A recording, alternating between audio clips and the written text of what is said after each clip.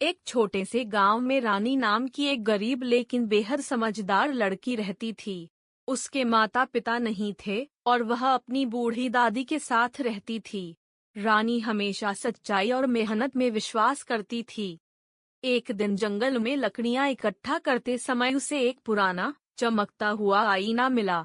वह आईना बहुत अलग था, जैसे उसमें कोई जादू छुपा हो। रानी ने जैसे ही उसमें देखा, आईने से आवाज आई, मैं एक जादुई आईना हूँ। मैं तुम्हें तुम्हारा भविष्य दिखा सकता हूँ, लेकिन केवल तभी जब तुम्हारा दिल साफ हो। रानी ने मुस्कुराकर कहा, मुझे भविष्य नहीं, बस इतना जानना है कि मैं अपनी दादी को खुश कैसे रख सकती हूँ। आईना चमक उठा और उसमें एक दृश्य दिखाई दिया। रानी मेहनत कर रही है, पढ़ रही है और धीरे धीरे एक सफल और सम्मानित इंसान बन रही है। अगले दिन गांव की एक लालची और घमंडी लड़की कमला को भी उस आईने के बारे में पता चला। वह तुरंत जंगल गई और आईना ढूंढकर उसमें देखने लगी।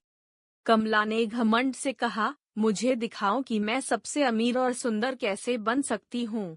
आईना अचानक काला पड़ गया और उसमें एक डरावना दृश्य दिखा।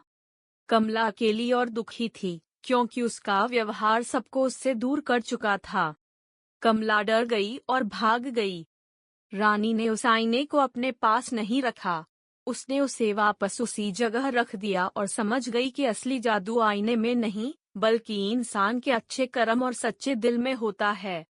समय बीतता गया, रानी ने मेहनत और ईमानदारी से जीवन जिया और पूरे गांव में उसका सम्मान होने लगा।